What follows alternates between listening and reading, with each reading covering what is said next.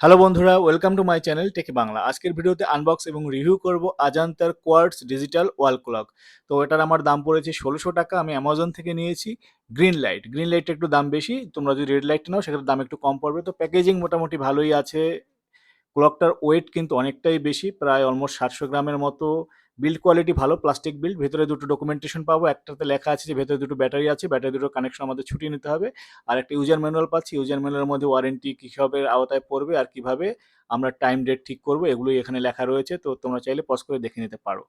তো এবার চলো ক্লকটার পিছনের দিকটা দেখি। ক্লকটা যেহেতু ডিজিটাল এবং পুরোটাই কিন্তু ইলেকট্রনিক ওয়াচ, এবং এখানে চারটে আমাদের বাটন রয়েছে যেগুলোর মাধ্যমে আমরা টাইম রেট সেট করতে পারবো। তলার দিকে ওখানটাতে আমাদের ব্যাটারিগুলো রয়েছে, আর ক্যাবেলটা কিন্তু অনেকটাই বড়, প্রায় ১.৫ মিটার মতো লম্বা ক্যাবেল দেওয়া রয়েছে। ক্যাবেল কোয়ালিটি মোটামুটি ভালোই।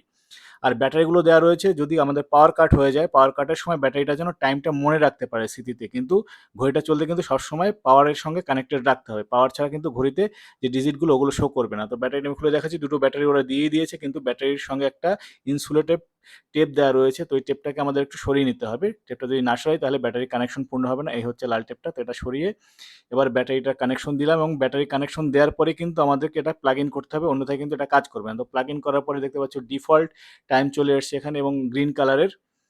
তো বেশ সুন্দর লাগছে দেখতে। আর এবার আমি টাইম ডেটটা সেট করে নিচ্ছি। এখানে দুটো বাটন রয়েছে, সেট বাটনে ক্লিক করলে তোমাদের ডেটগুলো ব্লিক করা শুরু করবে, আর তোমরা আপ বাটন করে বাড়াতে পারবে, কোনো ডাউন বাটন নেই। তো এটা একটা প্রবলেম। তো আমি প্রথমে ইয়ার সেট করে নিচ্ছি, ইয়ারের পরে মান্থ, এরপরে আমি ডেট সেট করব, এবং ইয়ার মান্থ ডেট সেট করলে নিচে দেখবে যে ডেটটা আছে না, ডেটটা অটোমেটিক ও নিয়ে নেবে। তো এটা অটোমেটিক ক্যালকুলেট হয়ে যাবে।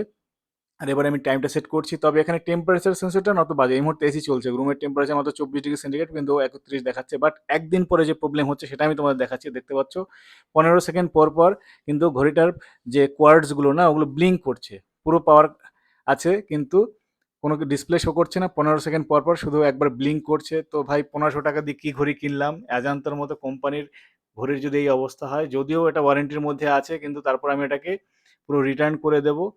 ১৫০০ টাকায় তো আমি ৫টা নর্মাল অ্যানালগ ক্লক কিনতে পারতাম, ওগুলো ভালো। একটা ঘড়ি কিনলে আমার ৫ বছর চলে যাবে, এ তো ভাই দুদিনেই নষ্ট হয়ে গেল। তো এটা একদম রিকমেন্ডেড নয়। আমি তোমাদের সাজেস্ট করবো নর্মাল ওয়াল ক্লক কেনো, এই ধরনের ঘড়ি ব্যবহার করার কোনো মানেই হয় না। ভিডিওটি ভালো লাগলে লাইক শেয়ার করে দিও। ধন্যবাদ।